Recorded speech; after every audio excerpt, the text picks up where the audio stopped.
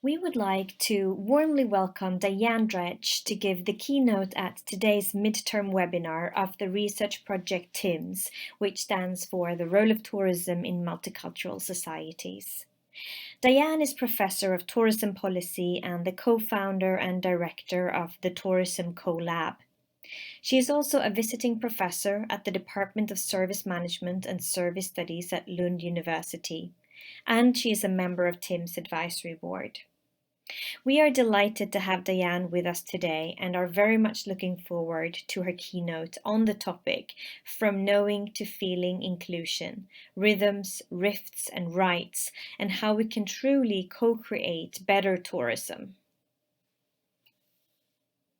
Very excited to be here and to talk a little bit about inclusion. And I know that I don't know, I think that there's a lot more people in this room that may know a lot more about inclusion than me.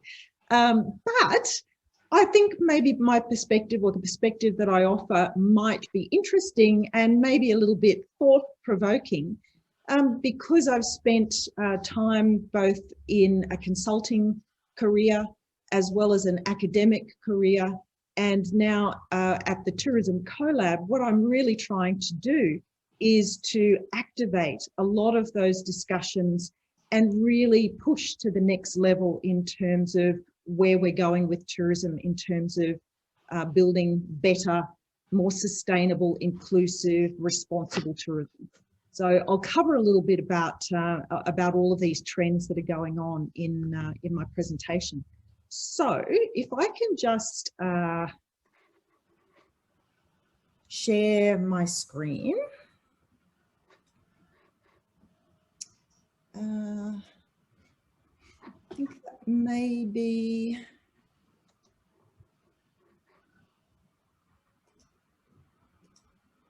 how am I going? Have I got that right? It's all good? Excellent. Yes. Thank you. So my presentation today, I really wanted to talk about not just knowing about inclusion, but feeling it. And I think this comes out of the work that I've been doing in the CoLab and also some reflection on where I've come from in academia. I originally titled it From Knowing to Feeling Inclusion. And I really feel that there's some rhythms and some rifts and also some rights that we need to think about when we're researching and we're really trying to activate inclusion in tourism. So what I thought I would do is just ask you a quick question. Hang on, how's it moving forward? Two quick questions, really. How many of us know why inclusion is important? Do you feel like you have just a word in the chat? Do you feel like, how do you think about inclusion in tourism? Are you knowledgeable?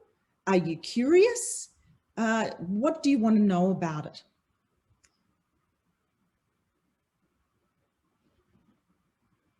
If you just want to put a word in the chat, that would be useful to try and sort of get a little bit of a foundation of thinking about where we are, what we know about it. Excellent.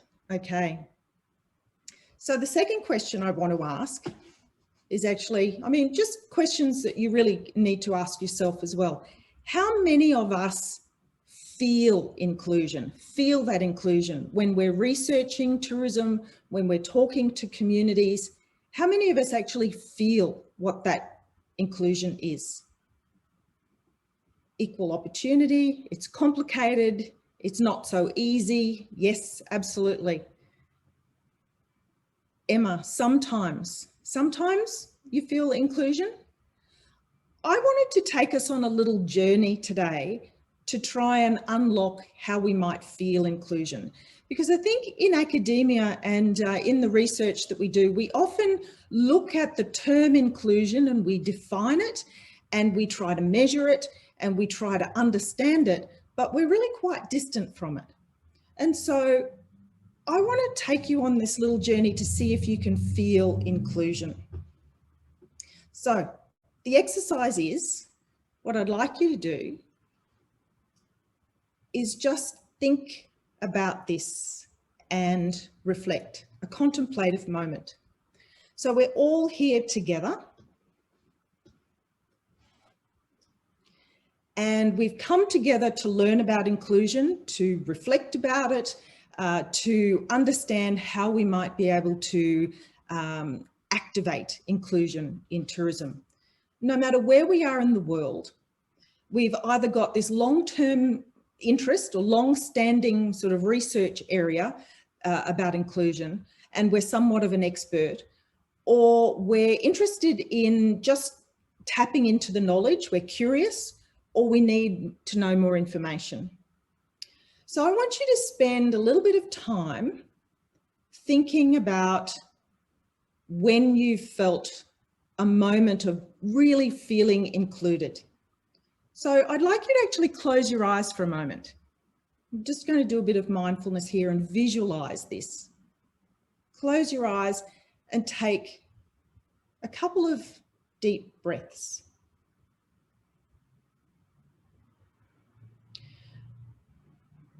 We're going to open up and hold this space for a collective discussion about inclusion.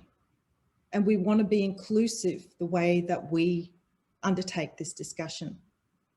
So I want you to place your feet flat on the floor. And no matter where you are in this world, we're all over the world. So imagine that there's a thread that connects my feet and it runs through the earth and it connects with your feet and everyone else in this room. We've got 21 odd people here. So imagine that we're all connected through this thread that's stretching through the earth and it's connecting our feet. It's connecting us and we want to share information. Now think of a time that you felt really included in something. Focus on something specific. Think of a time where you felt really included and warm and accepted. Your knowledge has been gratefully received. You've learned something. You've felt this peak experience where you've actually transcended your own personal concerns and what's going on in your life to really feel included. You may have brought a really strong, or you might have felt a really strong sense of joy or peace, a sense of awareness or a light bulb moment about what others are doing and feeling. So if this memory doesn't come, if it's not a visual straight away, just wait a while. Take a look around into the corners of your memory. Where were you? What was the setting or the place? And what role did that play? Spend a little bit of time there and remember how it felt. Who or what were you connected to? What made you feel like that you belonged?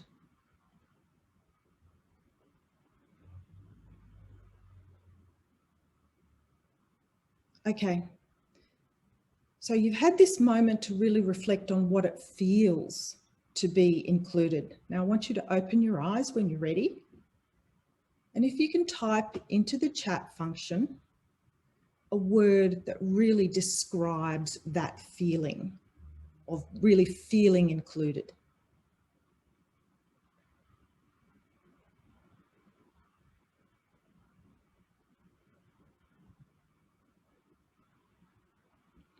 So curiosity, an acute sense of needing to know. So I think that's the last question. Honesty, family, harmony. You felt understanding and appreciation, connection, acceptance, happiness, empowerment, connected to friends and family, social reciprocity. That's really awesome. I really wanted to take you on that little journey, the value of being someone that's really present and holding that space. I'm getting, yeah, thank you. Honesty, care, wonderful. So I wanted to take you on that little journey so that you could remember what it feels like to be included. Because sometimes when we talk about inclusion, we forget how it feels and we really put it out there and we distance ourselves from that, the emotional part of that.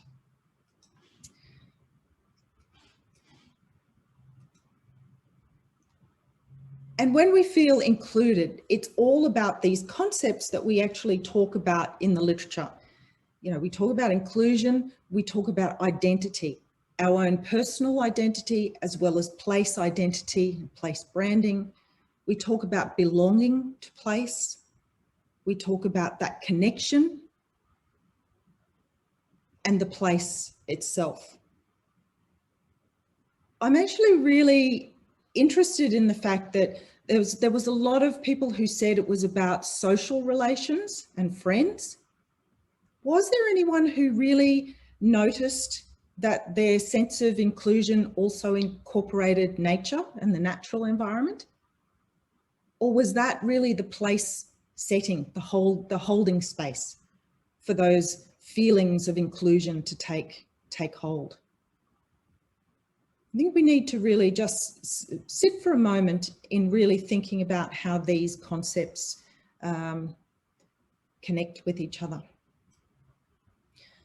So this is a very busy slide, and I just thought I would throw it in here just for future. If you would like the slides, I can send them to you.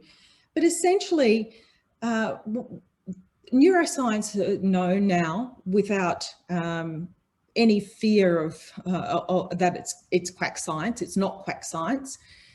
We have three brains that affect our judgment and our decision making. Three brains that work together to make us respond to situations, that help us either feel included or not included, that help us choose whether we fight or take flight, for example. We know that these three brains are around the head, the heart, and the gut. And each of these, sorry, I've got to move things out of the way. Each of these has sensory neurons, motor neurons, ganglia, and neurotransmitters. And each of these functions, each of these brains are therefore able to hold information, to process it, to store it, and to access it when required. And these three brains actually work in balance with each other. Now, neuroscience has actually found that there's two dominant brain types, the analytical rational brain and the intuitive experiential brain. So the analytical brain obviously is around people who really let their head do the talking, very rational, analytical. Intuitive experiential, really it's about the heart.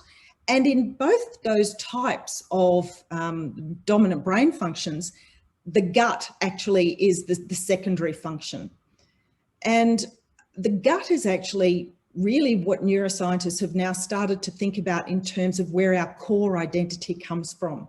It's deep, it's visceral, and it's really inside. And it will either mix with, you know, our head or our heart, depending on whether we're head dominant or heart dominant. Now, really interesting in all of this, and you probably already know this just by intuition, because we're not very good at determining what our own dominant brain function is.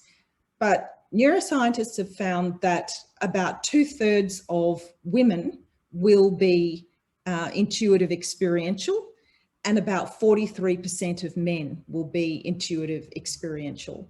So a little bit more of a dominance of women who really work in the intuitive experiential domain. So what I'm saying here is that it's not surprising that there's so many more women who are interested in inclusion and how we activate it. So got to keep book.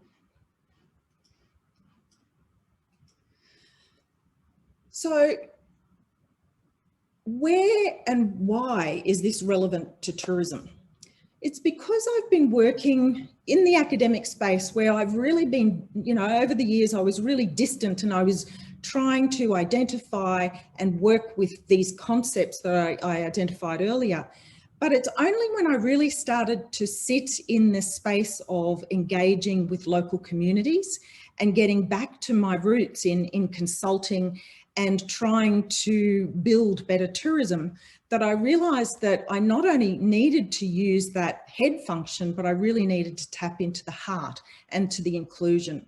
And what I found was that there's this real distinction in the skills that we actually, or difference in the kinds of skills that we need to actually undertake these conversations in the field. And I think really being aware and being able to shift from one to the other and to recognize how we're thinking and feeling about inclusion when we're having these conversations is incredibly important. But where does that take us within the tourism area? So it's actually really interesting that over the pandemic, we've really noticed, and there's a lot of global research that's starting to emerge about the types of shifts that are happening in the consumer space, in consumer decision making, and the shifts that are taking place. So I've recently presented another piece of research in which we identified these 6 areas where there's this global shift happening in terms of a real focus on values and what's essential when we're making our decisions and purchases. There's a flight to digital. Everybody's learnt to use digital, even grandma these days. And so the flight to digital means that we're more ready to use digital products, digital experiences, and we're a little bit more ready to go into this space than we have been in the past, regardless of whether we're visitors or locals or we are operators ourselves. It's also about the shock to loyalty. So big brands are actually receiving this shock that people are realizing that good quality local produce and products and services will be just as good as some of the big global brands. And so there's a shock to the big brands. We're really much more interested about health and caring, and we're trying to think about visitor experiences and spending our money to make ourselves or our family healthy. So we're caring more about the purchase decisions we're making. Omni-channels used to be just the domain of big businesses. You know, those shopping carts where you can't quite leave because you keep getting asked if you want to add this or you want to add that. That's an omni-channel. And omni-channels used to be the domain of really big business. But it turns out that smaller businesses are now starting to use omni-channels to say, would you like to, support a local social purpose before you leave our checkout? Would you like to add a donation towards climate or something like that? So omni-channels are really being used to deliver a social good as well. And obviously the homebody economy, where at the very moment, there's been this huge increase apparently worldwide in purchasing sofas and beds and cooking utensils and so forth. But at the end of the day, that will last for a little while. And what's happening over time is that homebody economy will now start to extend to a home, domestic tourism, localhood type of expenditure in tourism. So these are all the kinds of global shifts that are taking place. And that's actually giving rise in tourism to trends towards discovering our home, transformational travel. My favorite and what I'm really trying to sort of come to terms with is the notion of regenerative tourism. We're talking more about inclusion and care. So those consumer shifts are really translating into tourism, how we travel, the kinds of decisions we make, but also the offer that we make as well. So I really believe that, you know, we are moving beyond the SDGs. We are really, I mean, the SDGs are great. They've enabled us to really focus, but we are moving beyond them. And there's a couple of reasons why we need to actually move beyond them. The first is that one of the big criticisms of the SDGs is that humans have developed them. It's come from a scientific mindset, you know, that brain mindset, not the feeling mindset. And humans are center of that.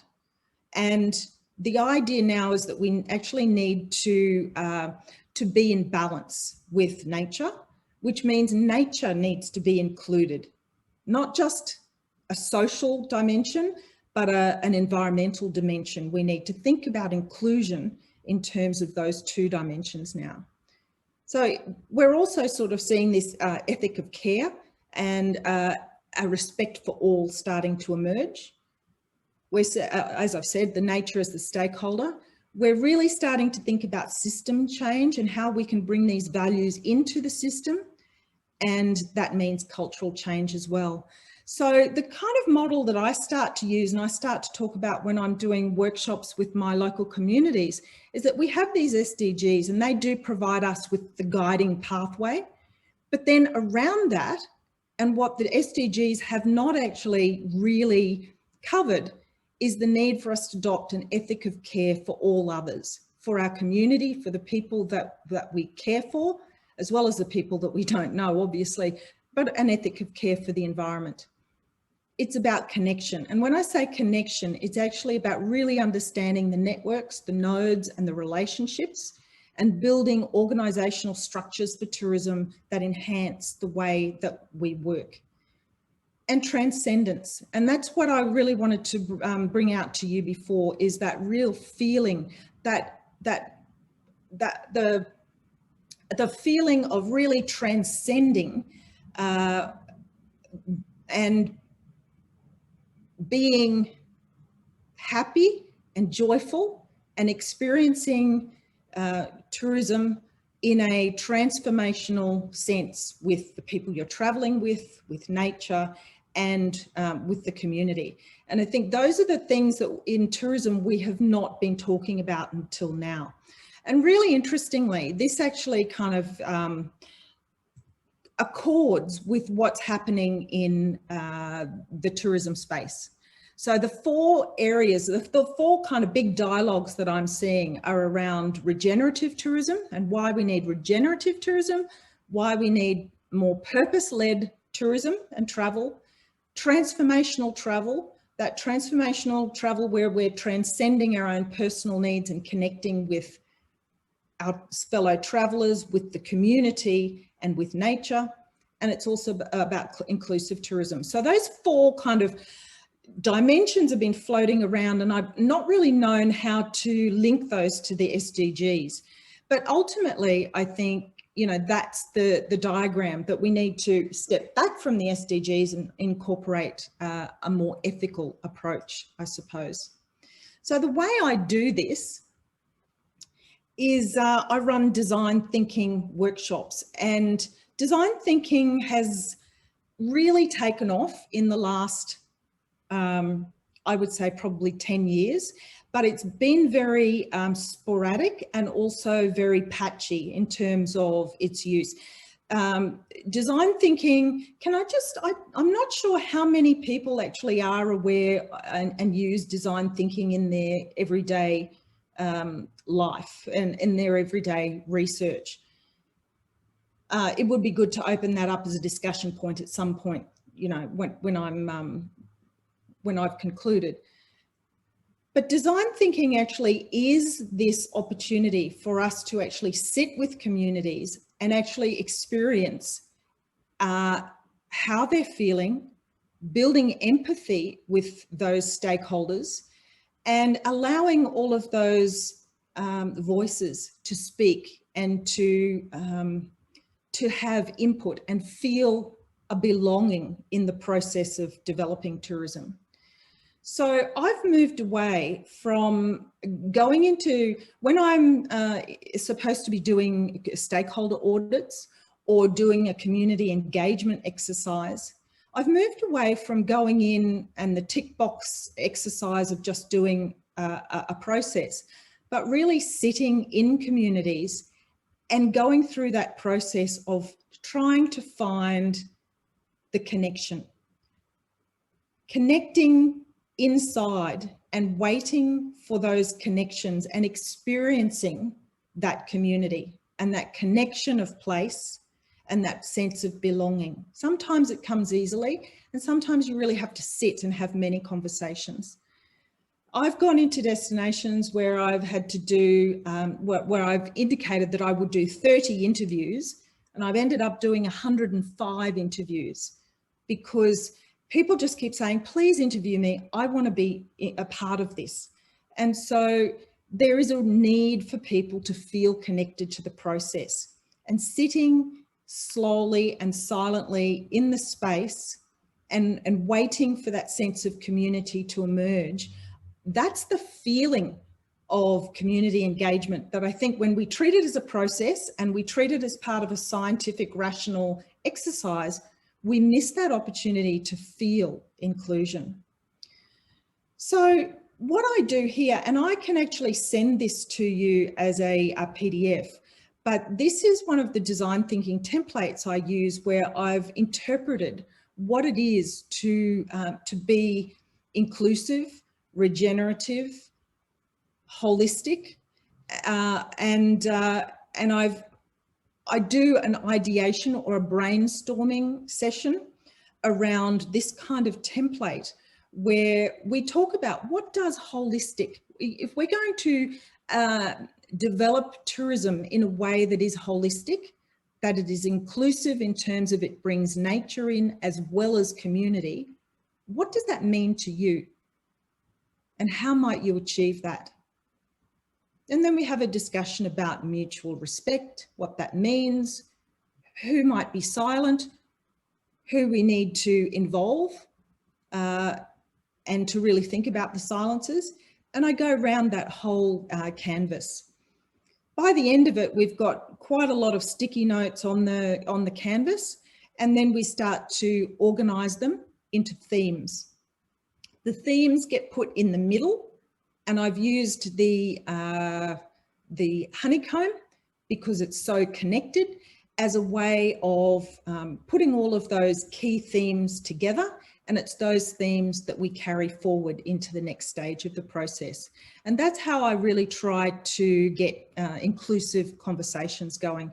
And these templates are usually available online. We work online, have been doing that for a year now, but working online, it allows people to go back to the canvas and to think and reflect and to add more comments. And I usually leave them open for a couple of weeks. And that's been a really great space because it actually gets people who think differently, who use their head and their heart differently. They think at different speeds. It gets them really into the process and more deeply involved by allowing that process to slow down, I suppose. So I guess change is coming, and that's it. In some places it's already here, but I think destinations and businesses and communities are really struggling with how tourism is going to change post-pandemic. And what I wanted to bring out to you today is really just these 4 key points that I think have changed the way that I work with the communities that I work with.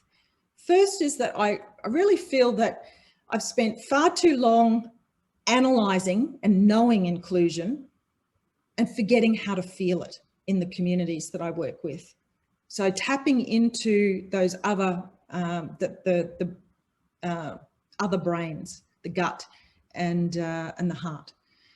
The second point is about we need more attention to sticky tourism. And this is something that I probably didn't speak enough about, but we have slowed down. We've gone from this really fast, slippery, mobile, global tourism environment that was very, very slippery to a much stickier kind of tourism where people are sheltering in place. Sometimes they're even stranded in place. And what kind of welcome are we giving these people? It's about really trying to understand the stickiness of tourism. And we've given far too much attention in the past to mobilities. Mobilities because it was just so ubiquitous. But now it's time to really start thinking about the stickiness of tourism and what that means for localized economies, visitor economies. Thirdly, it's about inclusive conversations and how we actually have those inclusive conversations. And I've shown you how I do it in terms of really trying to trigger people's heads and hearts and hands in the way that they engage with that community engagement process. And finally, I can't really leave any kind of presentation without triggering this curiosity around regenerative tourism. How does regenerative tourism, inclusive tourism, all of this discussion about transformational tourism, how do these fit together? So I've been doing that little bit of thinking and I've provided you with that model, but I think this is actually a path, both as in a theoretical research sense. Are we just generating more and more terms which are confusing where we need to go with tourism? Or can we actually build this into something that's a little bit more cohesive? So I think that's actually a research journey and you know, that we need to think about, because I think that they're at the moment, they are independent conversations, but they need to be brought together so that we can actually leverage the thinking power. So with that, I'm done my presentation. I actually wanted to make it relatively short and give you a few triggers in terms of trying to activate some thinking about how you might do things differently. But I'd like to hand it over to you to see if there's any questions.